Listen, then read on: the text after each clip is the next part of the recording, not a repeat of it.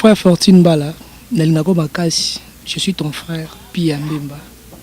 Mais je tiens à te dire une chose, osant la parole de Dieu en toi. Mais sauf que, évitez vraiment que ça la mission avec méchanceté. Et ça vraiment bien été. N'habitez na kawana, ce qui peut-être, bon, vous a ranimé l'esprit nini. Mais, on a yebi, aux amours d'Anzambe. Teya batu nini, oza malamba de Kobakolanda. Ba combat batu que pasteur tel la salaki, pasteur tel la salaki boué. Et ça vraiment bien été. Mon frère Fortina, n'habitez, ba pasteur oyo lo ba mabe pona ba na télé. Oyebite na coulisse, nanzambe ba sola nini. Soyo moni, eloko ba osa les amabe, komela bango, trouver bango, sola na bango. Pesa ba pas conseil. Au lieu que oleki na télé parce que na habité bana potonde ba benga ba pasteur ngo ba ebisa bango pour émission oyo 100% de batala rango na 90% si je peux dire les amis bana poto bato bali banda mboka sko na mboka amakambo esimba te yozo mona ozawana pourquoi pour que poussana yo okene webisa bana poto les kana ba chaîne na biso te awa ya télé ata ndenge papa na biso bazana belé bazana ba chaîne na bango télé au sengi espace oko sola na bango que non on est que le belanga pour injustice dans ce monde ça boué non aux ana ba parole on nzambe bisio sala ezano ebele les kana télé pesa message na yo on nzambe bisio pesa lo baba na nzambe abi biso to tambola boy soki bomoni mutu ame mabino na nzela boy boboya mais ko tele makolo ba ke mutu tela ko tali felo ah na tout une question moko na ebité frère Fortune en tout cas tu es vraiment fort na ebité na part na yo nzambe pesa liste batu ba ko ta lolo za na maboko ou pas. Qu'est-ce qui prouve que yo okota? Quand ngolo babongo, oui, na sir que okota, poto okuta na kuna. Mais papa, ba si j'ai un livre na couverture te. Parce que so moni mutu na problème, comme là yebisa expliquer.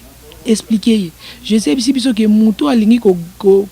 battre la bombe ina ye a perdre ngo. Mais oya ko ndima ko perdre vie na pour nga a bénéficier nango. So yo battre la bombe ino pour les kana télé, wana faux débat. Parce que a oyebi que so fingi batebele balinga ba mama te ko finga bakobenga pe boki mo eloko to ndeni ele sala nga passe pour fait ngefa ne baraté ceux qui osara na poso comme un musicien profane ou comment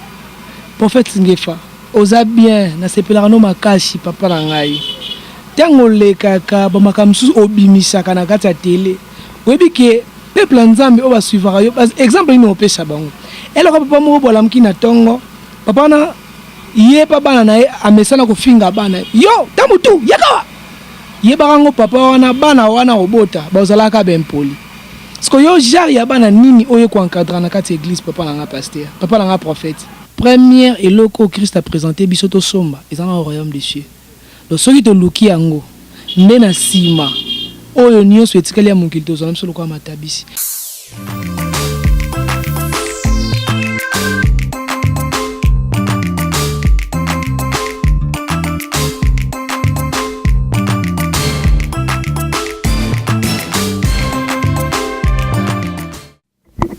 Salut chers internautes, salut Banderonio so balandaka congoimpact.com ndeto médecin remet nos informations devant vous on a déjà qui est un monsieur, il y a un frère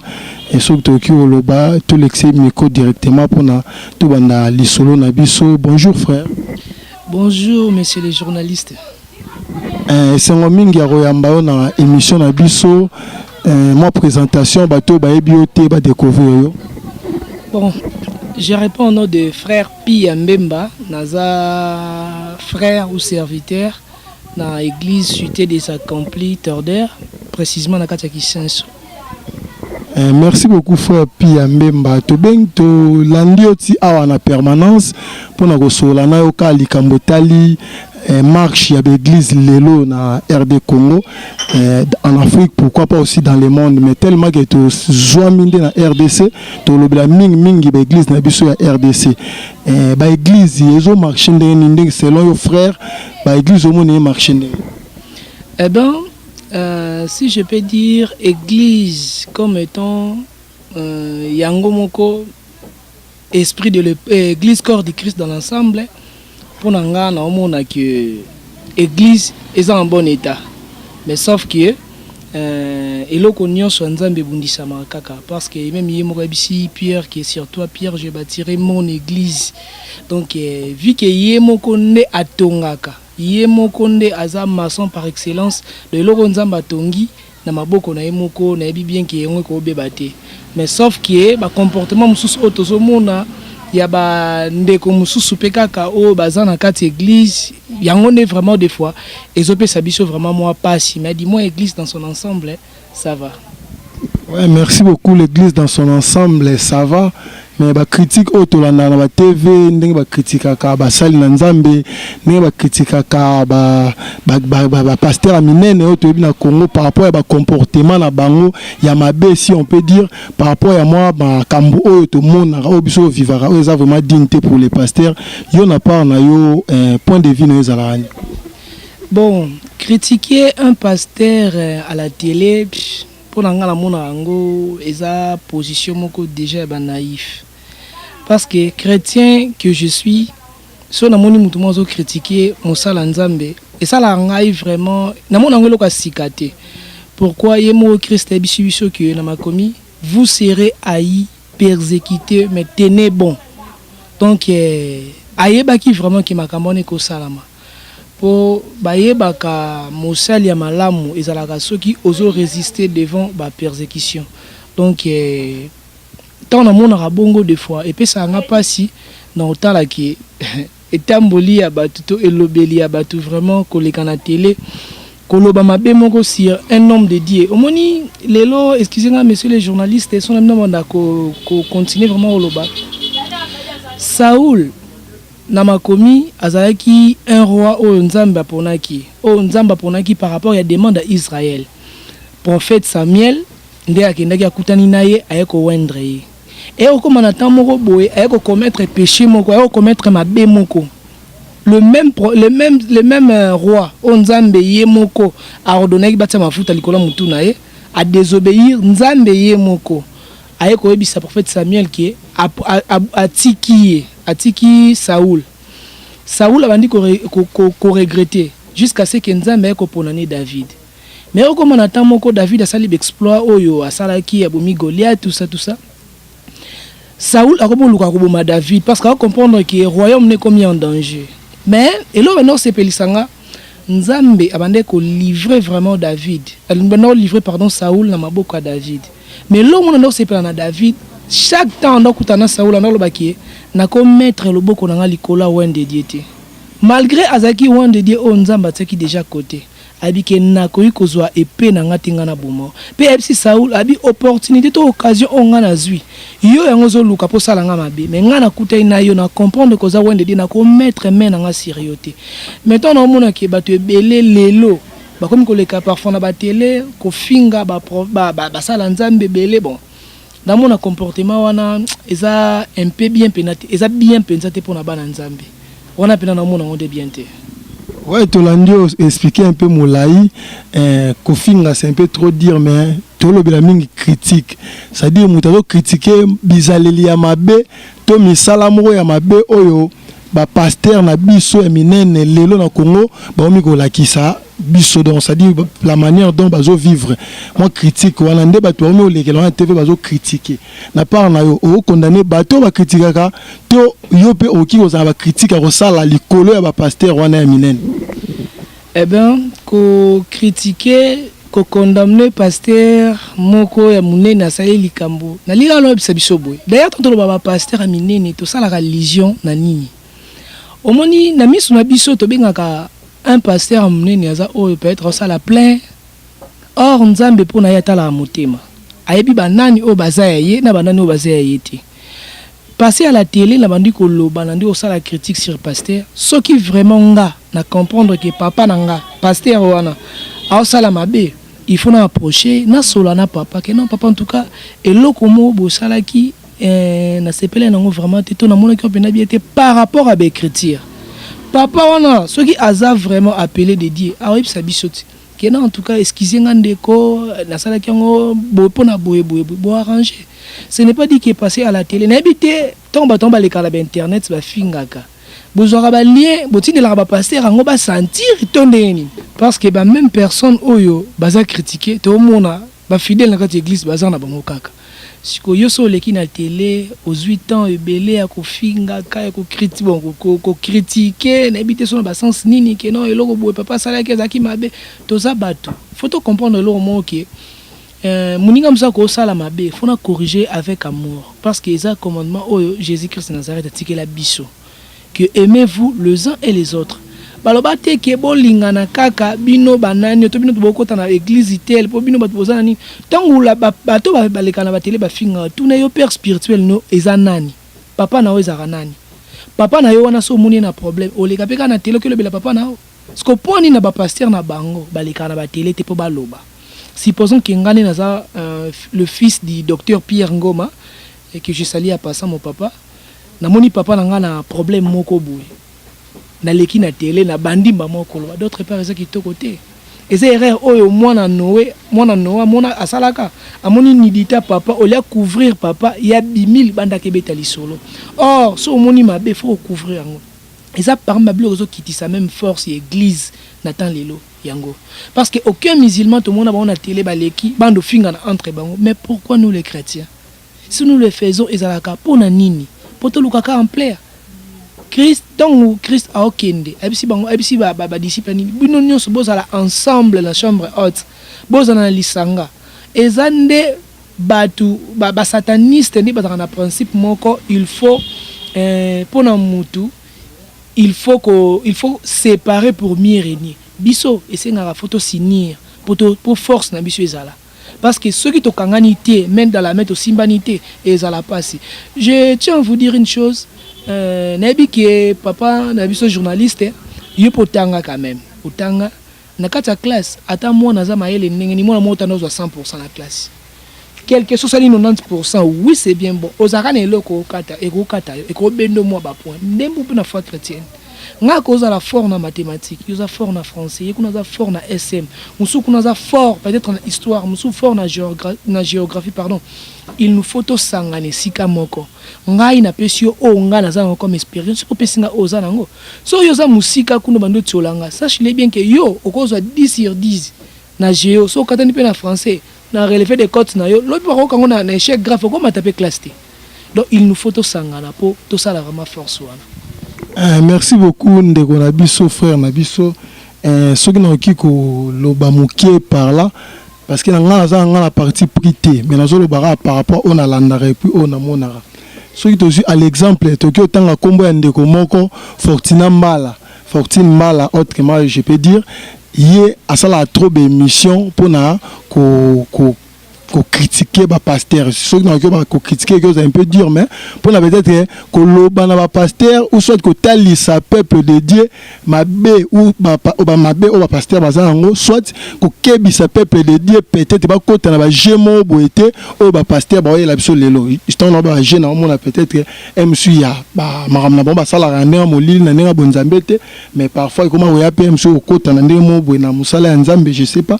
mais non lingama olobeano na point wana Fortune Mbala na ebité so landake tout d'abord nalanda frère Fortune Mbala na lingaka pe makasi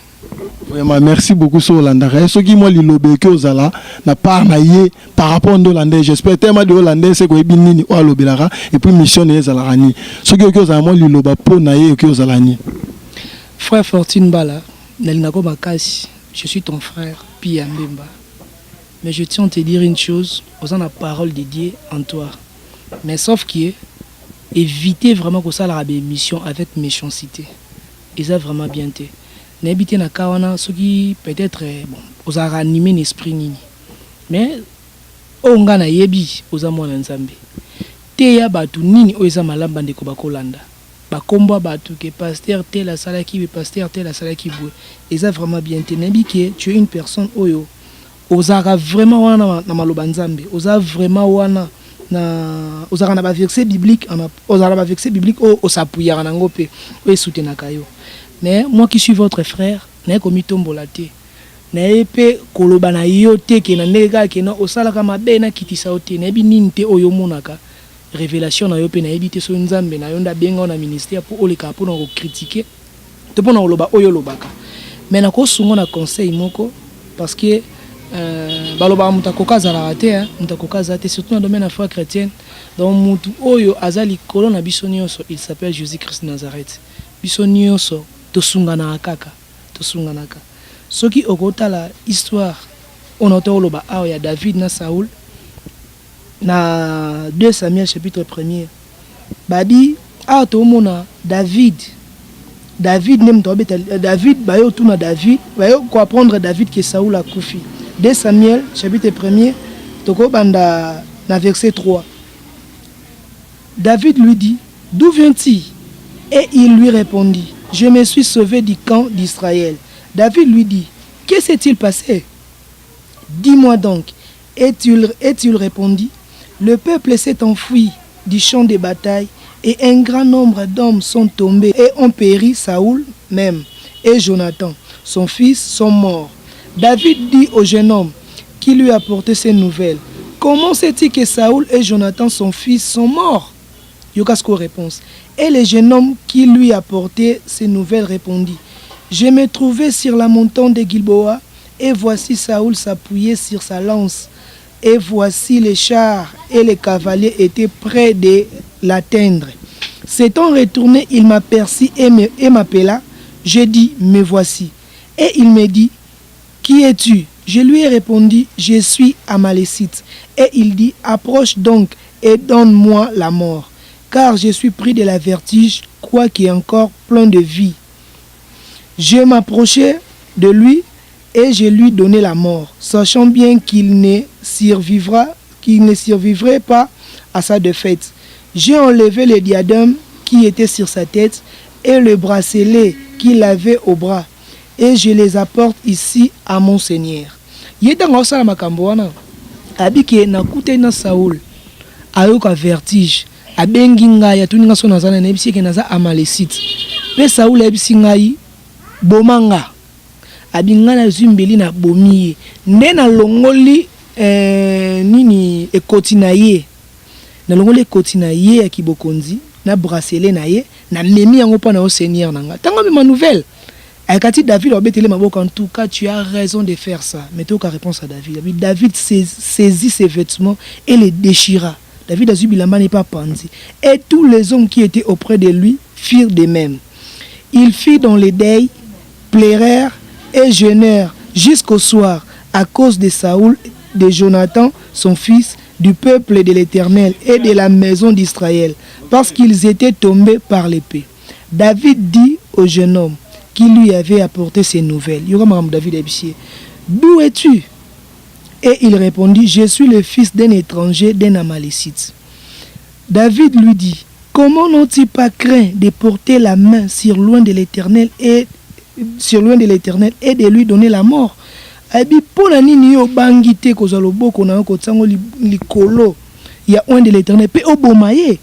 Et David appela l'un de ces gens et dit, approche et tue-le. Cet homme frappa l'Amalécite qui mourut. Au monde makambango. Donc il est en train de apporter une nouvelle à comprendre que pour naie asali musala malamu ndenga bomie David a kopé CP grade pour les lois surtout moni muta bomelo munguni na côté général sur qui président de la République.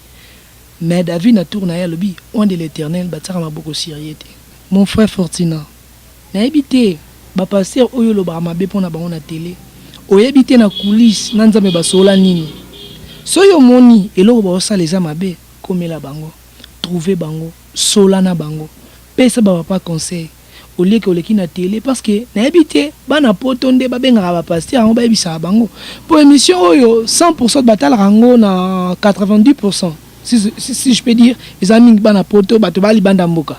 sko na mboka amakambo esimba te yozo mona ozawana pourquoi pour que poussana yo okende webisa bana poto les kana ba chaîne na biso te awa ya télé ata ndenge papa na biso bazana belé bazana ba chaîne na bango télé au sengi espace oko solana bango kena on eko lobela kaka po ba injustice na somona eza boye non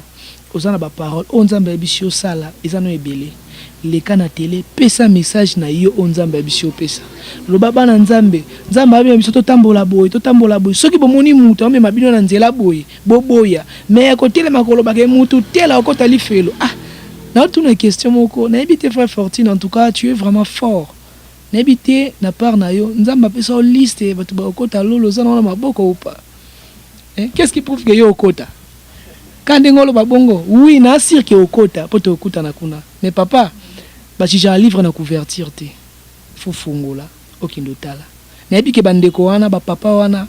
ba na balela ngambonga mutu te pona leka a. Preuve anende kwa yo surprendre ngai. Donc ngai pe nazo lukaka nzambe. Ndetolo ba kaka qui tout ça mutu mtana makamna ye. Mais dis-moi naza mwana oyo nazo na boko ma maboko ba papa na maboko papa nanga. Malembe azo yebisanga nini na kosala. Parce que ça nga vraiment passi. Pour na ba yebisa biso le moment na niveau bandako na niveau to kola. Balobi papa moninga zoeka lokola papa na yo. Nazo comprendre que ngai nazala pe mona ba problème blom sous pe na roza question mona se posa na mi posa na case dans lango pe réponse te na go fond la silhouette TV na mi papa mbi pasteur Moïse mbi ya otea naza pe réconforter pe na ebité na plan ya nzambe azwa kaende nini oyebi na kati ya chantier frère Fortina na kati ya chantier maçon asela kaka brique mobimba te mais ndambu pe za utile pour na maçon mais maçon soko abeta brique ndambu te abeta ora ya mobimba mais yemo na cas de besoin akata kanina kokata nzambe yemo ayebi muto peta biso to bana omona boye alongola nini pa na yepo akotisa ye na kati ndako oyemo kala po satonga donc biso to vandaka to pesa na ka ba conseil pe ko bosana te na livre Matthieu chapitre 6 verset 24 Bible dit que ceux qui osent na poso présenter offrande na yo et que na motema na yo omoni que osana ngambu na mutu moko babi tika na offrande kende bokendo bongisa yo to mona bapana basala mabe okepe na kati église alléluia papa oyembi sambeli sans que bokende ko arranger yebango jusque là peut-être peu bon ngala kolo balanga te ke nzambe ana bandenge na epo yonde mutu ojijaka to yonde mutu mitombola ka to mimona ka sondeni nga kolo bateke lo prière no iko maraté mais du moins par rapport à passage wana na mona comme si offrande no ekena en vaine parce que so moni mutu na problème comme là yebisa expliquer je sais biso que mutu alingi ko batela bomo ina ye a perdre ngo mais oya kondima ko perdre vie na epo nga a bénéficier nango so yezo batela bomo ino pour les kana télé wana faux débat parce que a oyebi que so fingi batebele balinga ba mama te ko finga bako benga pe boki mo eloko to ndeni en tout cas excusez nga ndeko nga na linga ko vraiment avec amour ndina oyebi so makambo en tout cas c'est par rapport que batuninga ya on a répondre pe boy mais bon na ebi penda côté papa journaliste a sunganga ta après émission na mona yo comme ça to meke un peu resonner ba ezala nini en fait. Merci beaucoup frère Nangai to comme d'habitude presque na fait à émission na biso mais to ngeto diembe pe mo lo mo moki avant op sa fortune mbala conseil parce que j'espère étant au tel logo a appelé la poste peut-être ya conseil na yo Olanda pe les prophètes Ngefa na na prophète Ngefa moi le loba pas prophète Ngefa ndé moi moulaïb avant que to leka prophète Ngefa bon et le salaire pas prophète Ngefa n'est baraté ceux qui osera na poso comme un musicien profane ou comment prophète Ngefa osa bien na sepelaka no makashi papa na ngai tango lekaka ba makamsu obimisa kana kati ya télé oyebi ke peuple nzambe o ba suivra yo exemple ino opesa bango eloko papa mo bola mkina tongo papa na ye papa na ye amesana ko finga bana yo tamutu yakawa ye barango papa wana bana wana obota bazalaka bempoli parce que yo jar ya bana nini oyo ko encadrer na kati église papa na nga pasteur papa na nga prophète Ngefa na ebi bien ki o mosala nzambe na koloba mabe makasi siriote po na omona déjà que ba bengi yo prophète oza prophète mais papa pardon bo sunga biso bana bino ce qui promesa entre bino bokuta na bo sololaka na ebi ki nga na koli na famille moko o papa na nga na mama na nga ata ba bundi na butu na tongo boye bango te yango pe laksara biso pe bana bango na bana bango tokola na kata biso bana tokola na kata famille wana donc biso na kata famille na biso soki toza na problème ata to bando discuter na yayanga na olela esinga ke ton ami arrive na pangusama ya misu et puis ton okutana ami na ndeni ni bien bon olela boye poani na tutanaki ya solo to beti masolo to pesi image te ke na kata ndako na biso makamo utoleka papa en tout cas oza loin de l'éternel oza na mafuta na mutu na yo mafuta wana o basopaki na mutu na yo ekule pa na biso bano toza manefu to toza bilamba ndenge Bible ebisi biso ke lokola mafuta esopana na mutu ya Aaron ekitaki na mandefu pe eki kokoma tina bilamba toyebi te biso bilamba bozo kopesa biso parfum nini otoninga tolata papa nanga ngefa en tout cas je t'aime vraiment, je t'aime bien mais papa en tout cas bosunga biso tomboleka awa boyebisa biso peuple nzambe nini otoko sala ezate ki o nayebi kote terme moko employé cadeau pelengeno bon pelengeno et puis les autres mais nzambe ka sunga nzamba sunga en tout cas ngai pe na boina tomber na piège qui est loin de l'éternel na leka anando lobane ba n'importe quoi mais papa en tout cas pesa biso vraiment image wana ki oza papa enseigner biso pour biso pe lobito za la exemplaire. Vraiment, j'espère que vous allez bien frère Nabiso Pia Mbemba amutu na bolingo vraiment chrétien solo bino nyonso alobaka alinga bino fort donc c'est juste un conseil na souci biso tozalaki na ngoya ko interviewer frère Nabiso et puis na malobo pe na souci a OP azalaki na ngoya opesa moi conseil question nga sou kezaka frère Nabiso Mbemba yo moko tanke yo critique na ozo sa na église na biso lelo ezanini parce que ba lo ba trop ba pasteur lelo ba lingika mbongo nouvelle malonga ezate côté ba ka prospérité ko voyager au kende tout ça mais ko luka peuple de Dieu ba bon la mité mabal basé la royaume de cieux parce que là j'espère ngo la mission à Fortune Mbala par rapport à ngapende na landa ke yaza na posa nde bana azana posa sauver ba âme o fo ekota lola. Maintenant, le long de l'église, na biso tout le monde a bazote ya biso ba sentiment ya mokili ressemble voiture aux hommes sala au kobala au sable tout ça mais parole de Dieu qui fortifier condiment na yo qui sala qui o se repentir et puis au préparer le royaume des cieux comme si exacté. Donc c'est par là batu o baleka na TV pour critiquer to chrétien basal na nzambe ba me mona comme si ba pasteur lelo ba comme si église to parole de Dieu comme si on est business na bango ya kolukela mbongo. Non seulement wana mais j'espère en dehors de wana ceux pour que vous avez critique nous sommes ça là tout conseil vie mambo les en église et parole les ailes. Eh ben merci en tout cas mission principale de l'église est d'abord qu'on forme un peuple qui fait plaisir à Dieu. En tout cas, nous avons des connus sur Hollanda partout dans le monde. Nous avons papé belé au bazo kamwa na bango. Conseil ça même Jean-Baptiste Alobi, répentez-vous car le royaume de cieux est proche. Tant que le royaume de cieux est proche, le royaume de cieux on dit que est proche de Jésus-Christ de Nazareth. Donc avant qu'on m'appelle na Christ, il faut monter à se repentir. Deuxième message clé oyo il faut topé ça na kati base église. Bon, biloko nga pe na mona ngo, biloko songa lo bango ezalaka que peut-être des formations to bon, nebi pété vision église na église ezandenge nango.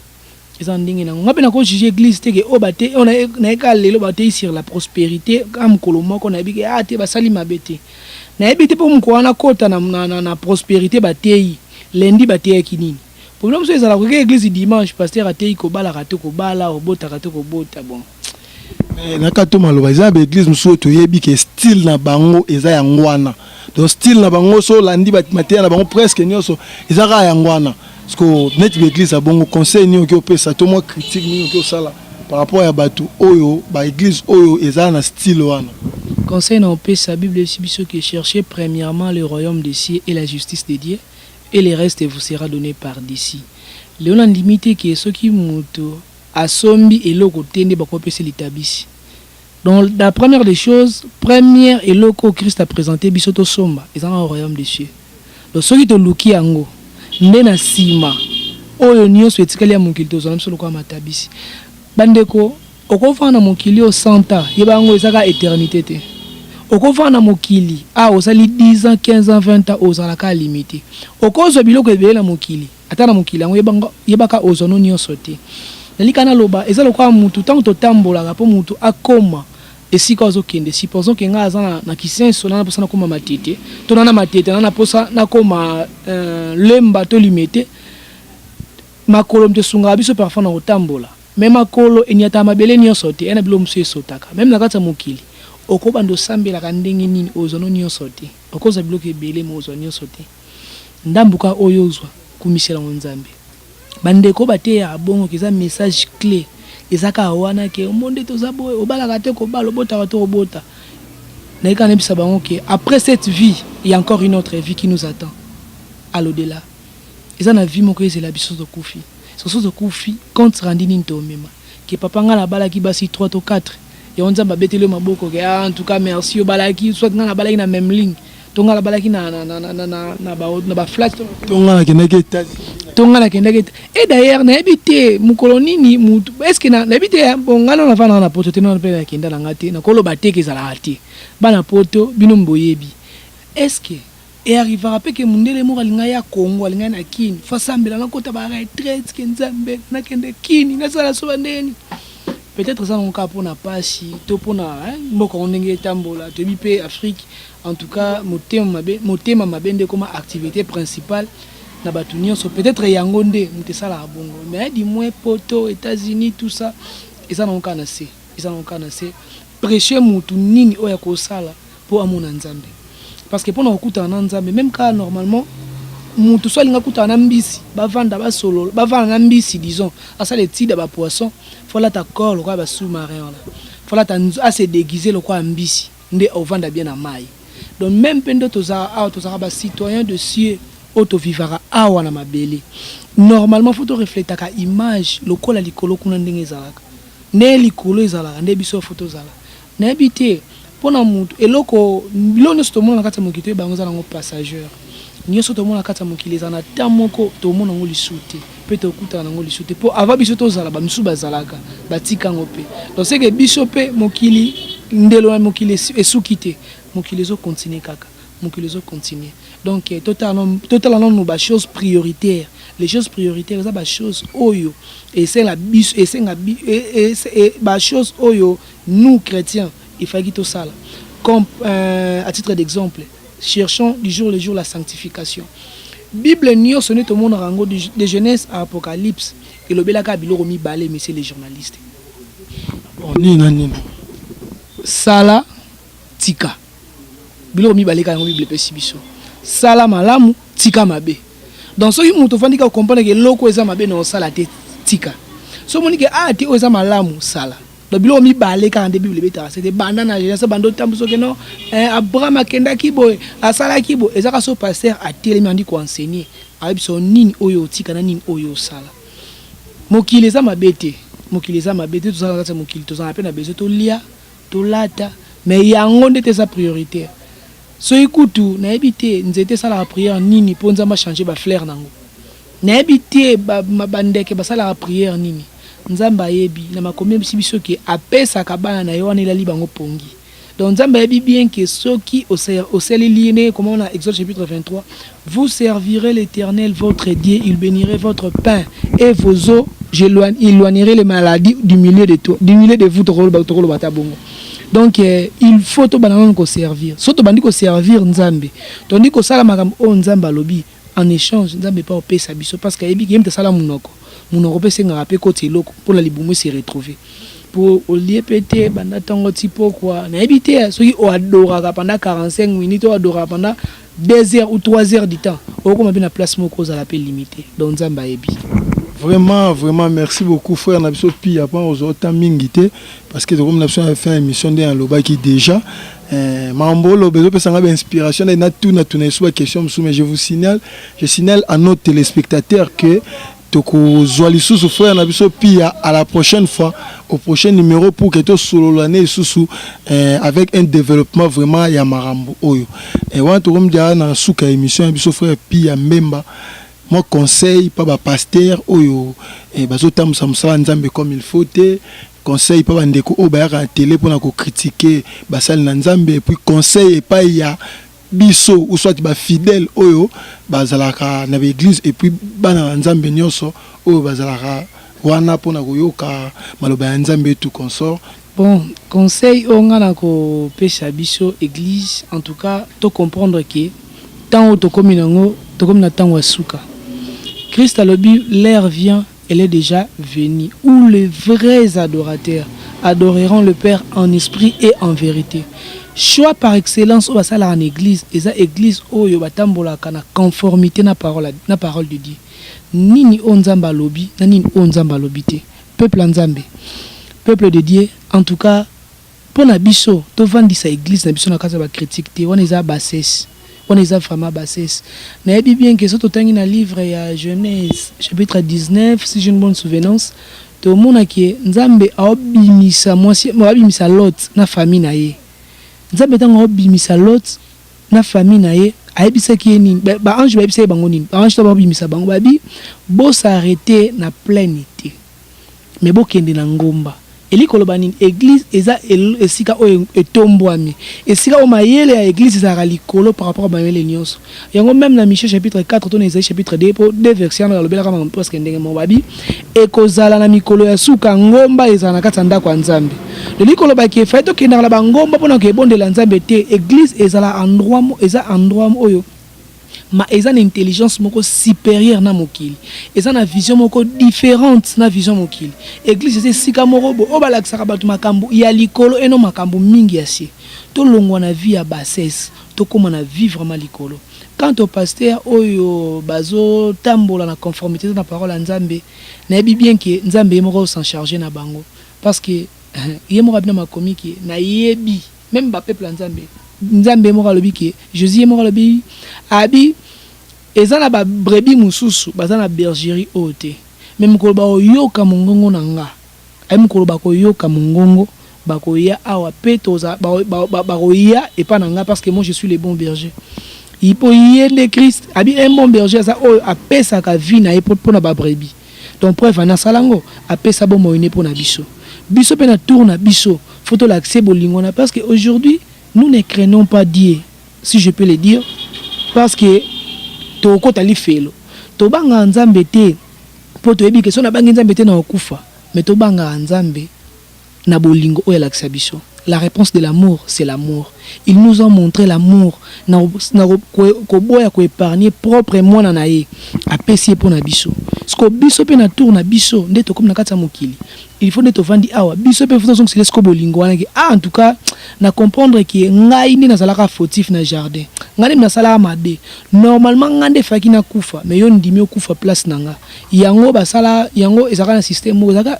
lisolo mo ezaki prophétique. Jésus-Christ na Barnabas batuni ke na bango mibale babimisa nani Pilate ayebaki ki epona ye eloko lingo sele sengo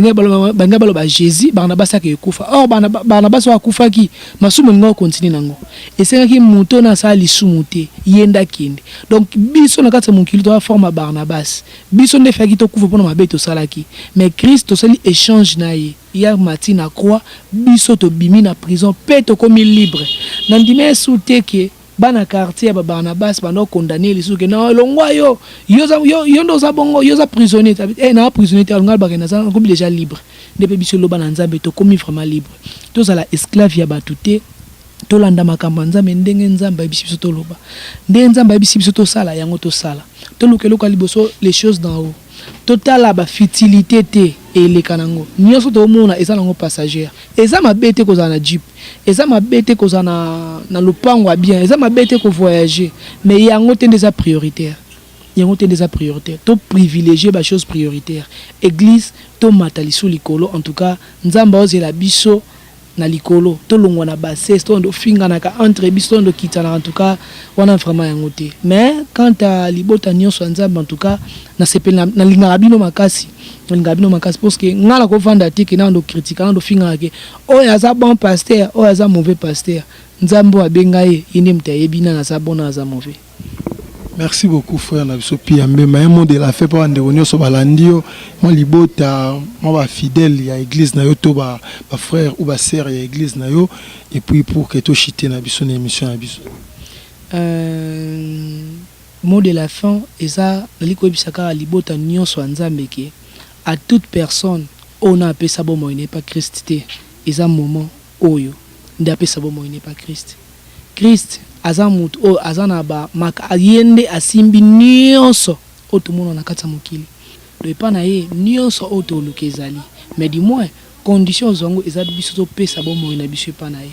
to ebisa yenda tambusa biso yende orienter biso pour la bandeko baza musika peut-être bozana besoin ya prière numéro ya pasteur eza plus 243 89 73 38 016. Il s'appelle le révérend docteur Pierre Ngoma, église Cité des Accomplis Tordaire, donc na Kisenso, Kinshasa Kisenso, donc église des Arans. En tout cas, bana nyonso nzambe na pesi binombo. Numéro na yo moro. Pardon? Numéro na yo moro. Nga numéro nanga plus 243 89 80 94 309 plus 243 89 80 94 309. On m'appelle frère Pia Mbemba. On va pour ça le même na Facebook.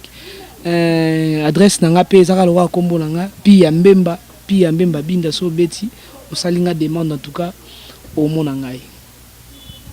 Merci beaucoup vraiment frère Nabiso Pia Mbemba. Merci beaucoup là tu remis déjà dans souka émission. Merci na balandi nyonso balandaka 3 fois congoimpact.com. Abonné na biso batu nyonso balandaka biso continuer s'abonner pour ça décider pour rejoindre sous biloko ya bien parce que biso doza mix o nyonso ezaka pona ko pesa bino o ezala posa bino parce que quand nyonso bazwaka musique théâtre et tout consort maintenant là tout la parole de Dieu ndenka bosenga ki ndenge to salara ndeka bosenga ki ndeto sali ndeko bosenga ndeto continuer à sala là déjà moi votre humble serviteur qui était derrière la caméra et qui avait tenu le micro et je vous dis déjà bye et tigalga na frère Pia voilà déjà au monde c'est bon bye ne asuki sala nous peut bien. En tout cas, je vous aime tous. Abonnez-vous sur Congo Impact. Il y a Ingénieur Boss, Iglou Yeye. Donc, vous s'abonner parce que bon, mon arabe bébé la malam. Pour na token de belé belé ti bon malam. En tout cas, abonnez-vous massivement pour les chaînes où nous avons des informations sûres et fiables. En tout cas, na sepeli vraiment na bino makasi. Quand bien même que la personne a tenu un micro à l'ingbatanga communauté, mais du moins